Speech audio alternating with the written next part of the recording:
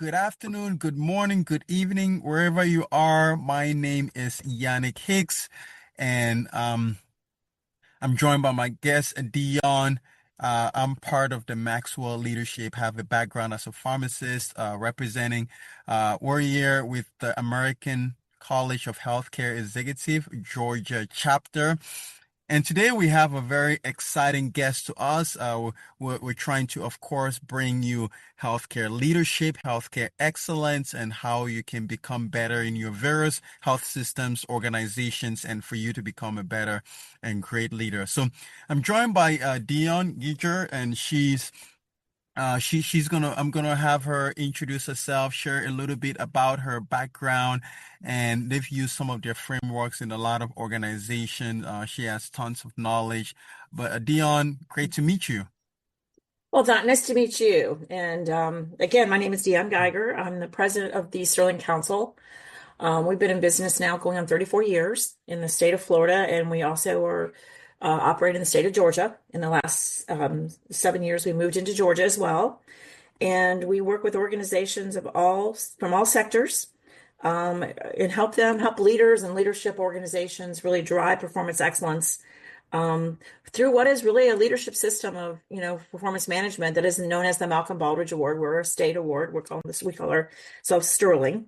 But we've been around, like I said, for 34 years, and we work with all types of organizations, prominently in our group, our healthcare organizations. Healthcare organizations have been very much involved with us almost since the beginning, because Mhm. they really have a lot of connections between Baldrige Joint Commission, and really the alignment of a good high performing leadership system in healthcare really ties in very closely and has a good crosswalk between the criteria and the Joint Commission criteria. So we've worked with a lot over the years with, oh my goodness. I mean, it's been 80, 90 hospitals we've worked with over the years, in the 34 years we've worked with, in terms of different award applicants or consulting work to help organizations of all sectors and all types really drive performance excellence into the way they do work. I mean, it's all about Mhm. the culture of excellence, and it starts with leadership, and it has to be embedded into the culture and the fabric of how you work every day.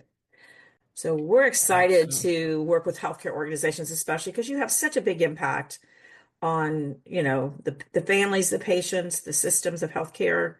And when you do a good job, you're making it better for everyone who's experiencing and walking in the shoes of healthcare. So we're excited when we can work with healthcare organizations, especially. Absolutely. That is fantastic. Me having a background, of course, as a pharmacist and leadership development, Hmm. excellence is critical in healthcare.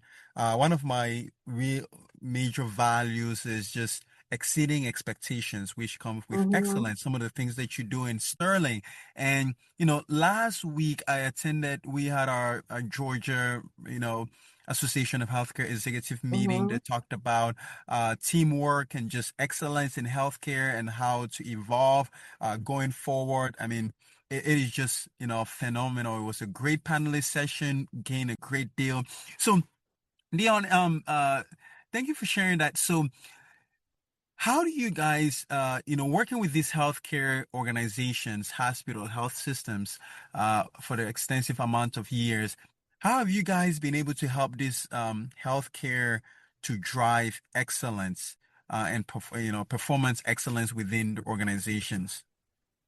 Well, a part of what we do is we do assessments around our award process. We also do consulting around the assessment method, leadership assessment methodology. So we've done a lot of even consulting work with healthcare organizations and working with leadership to really help them even identify their key strengths and key opportunities, because it has to start with getting a baseline and knowing where you're at and knowing where you need to go. And so we help organizations of all types, healthcare, is included, to really get that baseline around their leadership Mhm. system. And it starts with leadership, how good is your leadership system and your Mhm. governance around leadership? And then we go into your plans and your strategic planning. We talk about your customer. It's all about the customers you serve, the patients you serve, Then we talk about all your information and data management systems. And, so in healthcare or in any organization, it's all about the data and information that you're monitoring and measuring, and you have to be compliant with to make sure that you're doing the right things and your measures and results are really being driven towards that excellence. And then we talk Mm, about the workforce because and especially in healthcare, it's all about the people in the mm, clinical and non-clinical that really make the system work. And then it's all those key business processes in both support and operations. How do you understand your processes and then measure your processes to make sure that they're doing well? And the bottom okay. line is always about the results. And we do measure everything. Everything that we look at in process has a result. So we always say, what's the evidence of what you're doing? So in healthcare, we really go in and through our assessment methodology and we advise leaders and we give them feedback on their leadership system. Because how do you know how well you're doing unless you have that kind of outside third party kind of helping you assess and look at how well you're doing? And we do that regularly and routinely with examiner teams that we train each year. And then we are able to give an organization, here's not just here's where you're doing well, which is exciting. But I think Mhm. the nuggets and the real opportunities are, where do you need to improve? What are your opportunities? Because there's no perfect Mm, organization. So how can we help leaders absolutely. understand where they have gaps and need to be addressing opportunities for improvement? So we do Wow. assessments to do that in both consulting and through the award process. Everyone gets a feedback report and gets a very systematic review and approach to what they're doing and how well they're doing. And so by giving Mm, them doing that assessment and giving them that feedback, we're helping organizations really determine where they want to go and what they need to do to get better. And that's really what it's wow. all about. That Mm, prescription, as you talk about pharmacy, yeah, that prescription for improvement is what we give them. Um, absolutely. I love that when you guys when your organization goes, starting goes to the organization, mhm. you don't come with, hey, this is what it is, pam, pam. You assess, because in order to take where the organization or people where they need to go, you have to first find out where they are. You got to Right, assess and see where they are and then help them to go where they need to go. So I love that how you guys use, assessments and that would, now you can customize the different programs and, right. and things that you can have the It, organizations. we do customize. This is not cookie cutter. Yeah. We do want to start off by having an organization tell us what's important to them. We call it when we say, well, there's an organizational profile that they put together. And every hospital is different. Not every hospital has every service. Maybe they're serving rural needs versus urban needs. Maybe they have different lines of service. They have different, inpatient, outpatient, ED, expectations and requirements. I mean, maybe they're a feeder to another hospital system. They have different requirements. So we have to start off by understanding who they are and meet them where they're at. We're not trying to Mm, force them into our model. We're trying to take the understanding of who they are and then put them up against the model of excellence. So they have to mm, help us by sharing what is important to them, who they are, their employee profile, their patient profile, their service lines, their challenges, their advantages. So they have to give us all of that history and that knowledge of what it is they are, what's important to them, what's most relevant to them.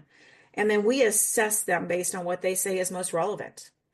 We don't try mm, to tell them what they need to do based on something that isn't important to them because that would mean nothing to them. We make sure mm, that everything we do fits the model of what's important to them as well. The criteria is a mm. framework, but it's not Yeah. prescriptive. And that's Oh, important, that we're never mm. going to be prescriptive with an organization. We're going to give them opportunities for improvement based on what they tell us is important. Excellent. I love that. I love that. Uh, Thanks for sharing. So, talking about processes, uh, I was wondering if you could elaborate more on, the processes that you guys that you use and in helping these organizations, and what are some of the things that the key performance indicators that you help these organizations with. Well, the process is always, going through, we do ask them to give us some information and data. And, we start off with them providing information. And then we Mm, do have a criteria, which is the Sterling or the Baldrige Management System. That is our framework for what the criteria is the framework for what does high performance look like?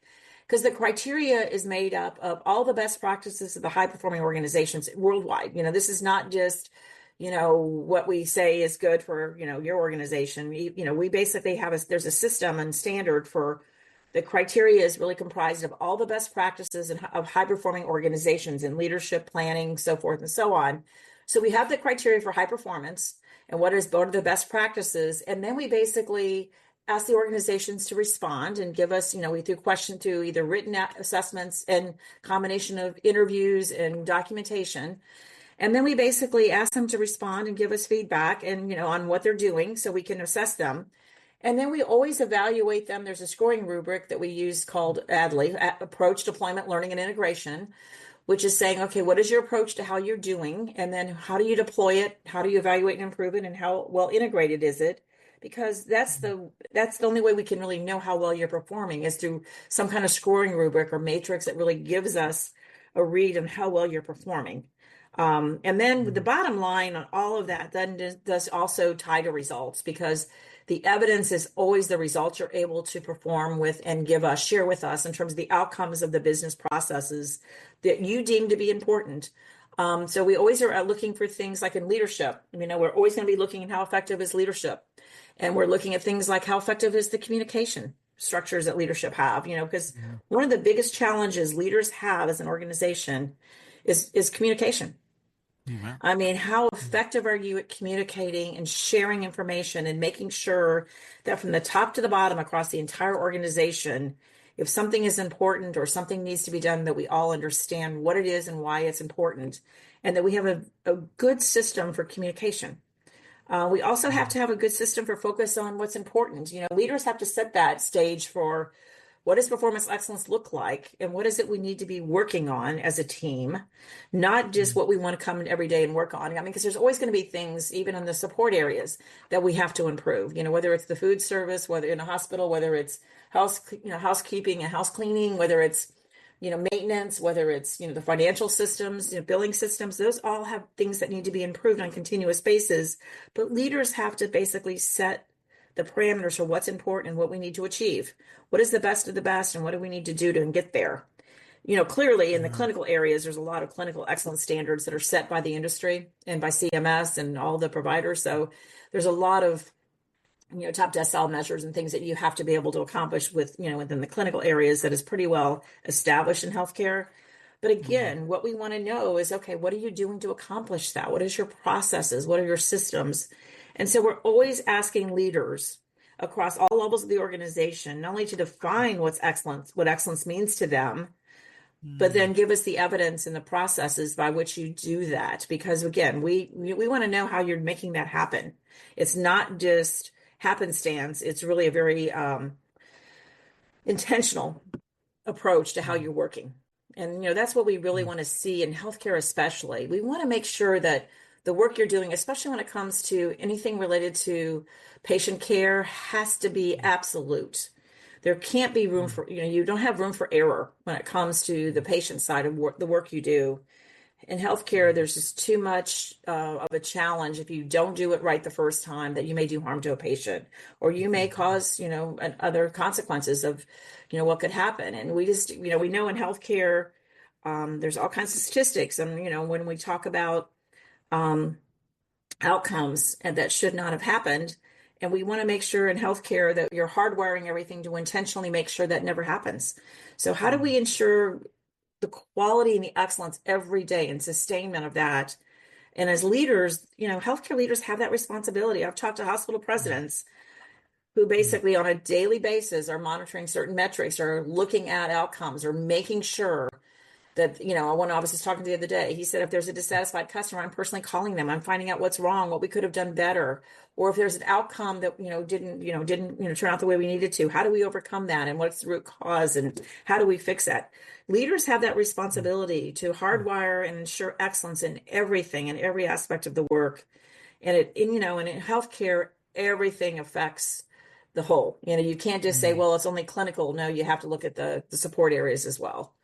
Making sure that room is clean is important to preventing infection. And it's also important to making sure the room is cleaned in a timely fashion if we need to get people out of the ED into the rooms. So we have to be able to make sure that we're looking at the holistic view of a hospital or a system And as leaders, we're driving the outcomes to make sure that we're really have a fully integrated approach to how we're serving families and patients every day. And good Absolutely. leaders do that well, and they stay on top of things that are critical to success. I agree. And one of the things you mentioned was about communication. I've never been to an organization that said, you know what, we have such great communication, we can't get better. Uh, we have such great, we can't get better. It can always be improved. As a matter of fact, Mhm. in about 2 weeks, I'll be going to Virginia to work with an organization, do a kind of like a half-day workshop, and communication is it's a healthcare organization. Communication is the main issue. As a matter of fact, for the most part, it's communication uh, that some of these organizations face. I've seen that even if it's probably leadership issues, but communication is always big, and working to improve that. Yeah, As and I've seen healthcare, good organizations have very systematic, very hardwired rounding processes across all levels.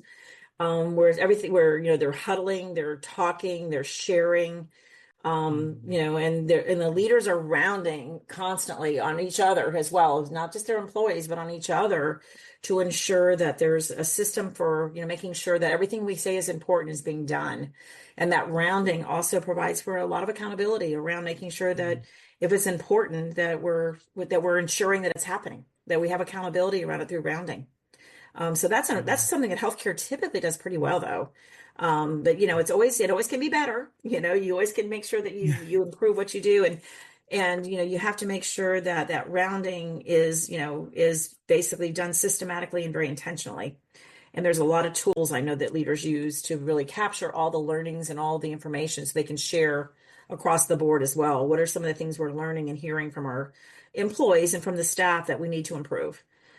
So there's a communication though, and again, I don't think there's a perfect communication. I think it's for leaders, it has to be very intentional and very systematic and very, very deliberate.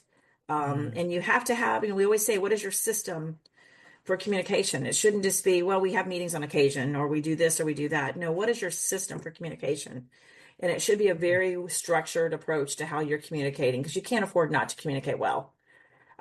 What's important and what's critical to our success. So I don't think communication happens enough. yeah. Um, Uh, but yeah. it's the biggest nemesis for most leaders is, that effective communication. Yeah.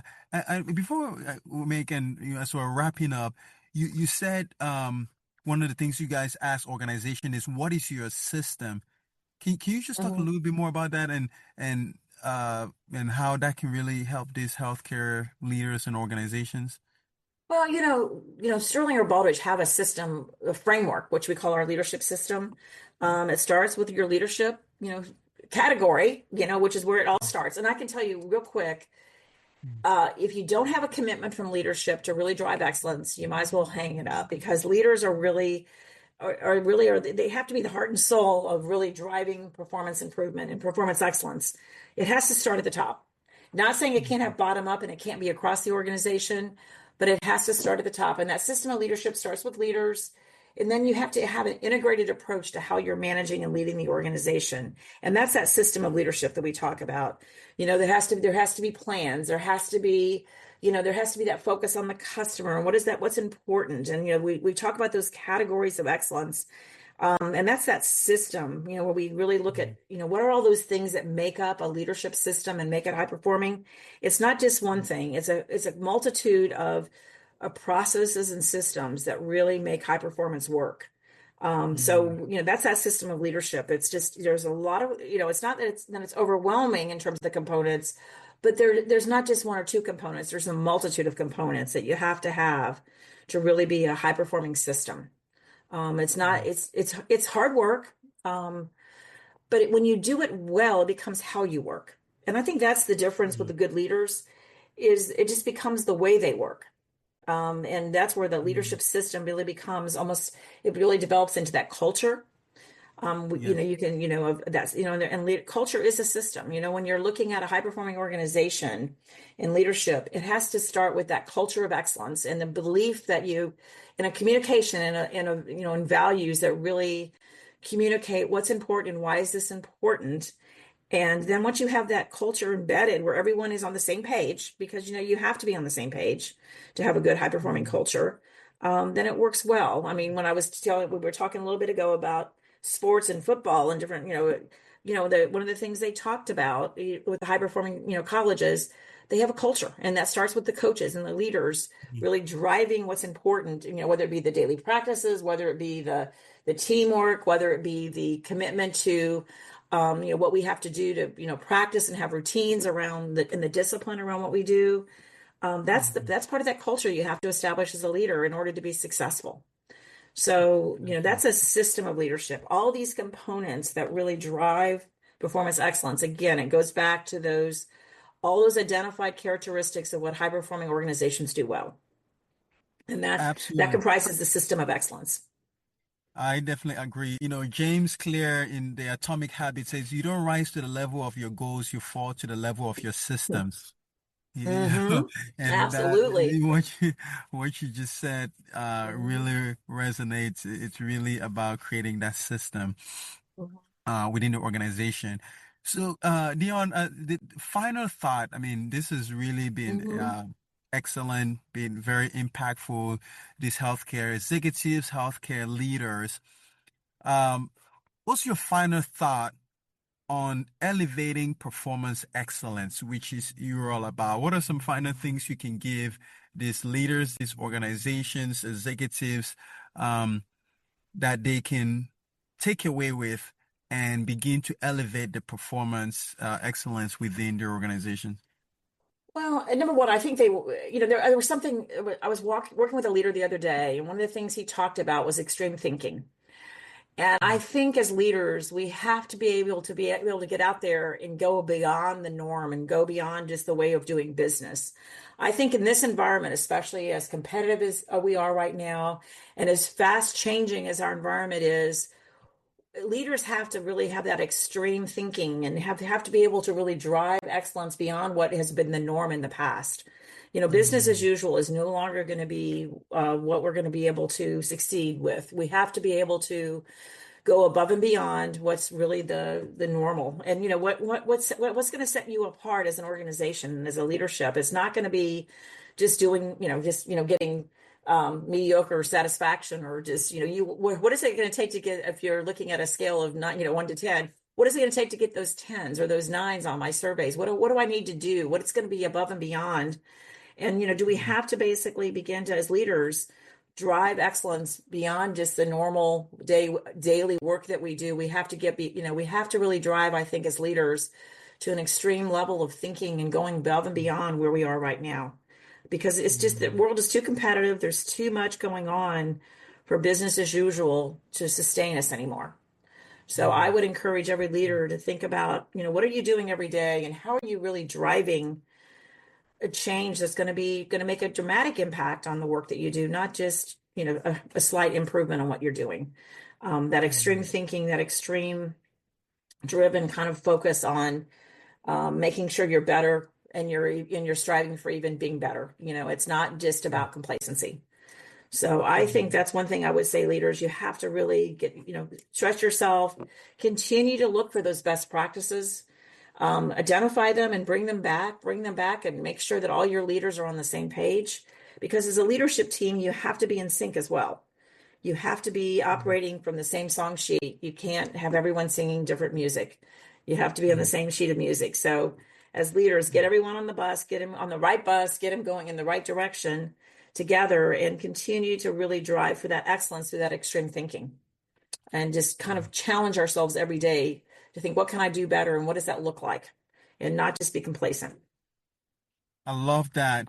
I mean, you talked about, thinking and looking for ways to, you know, to have that edge, go that second mile. What can we do to Hmm. exceed expectations? One of the things that I implemented this year, I call it the Align Spot CEO block, where I just block 1 hour, maybe it could be during my lunchtime or something, and I just spend it on thinking.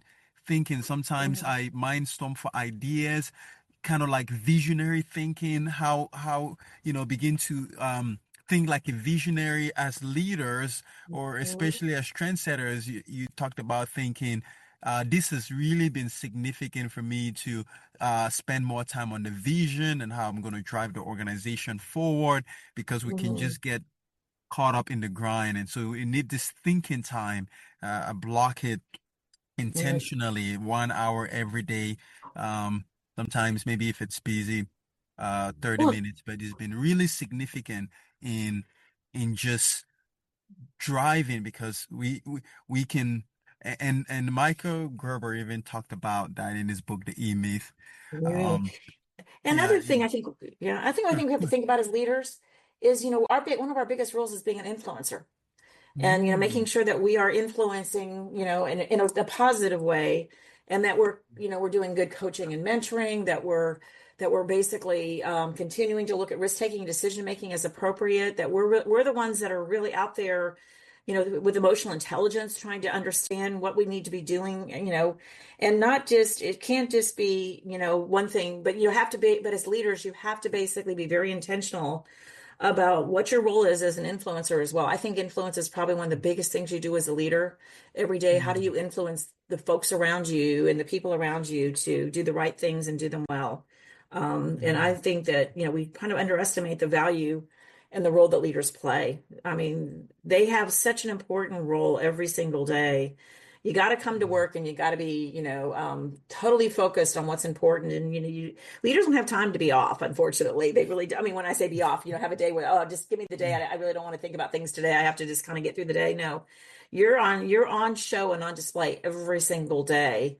And so you have to, I remember a leader telling me one time, she was very introverted, but when she came to work, she had to be the extrovert because mm, she couldn't just, she had to be out there talking and engaging and being, playing a significant role.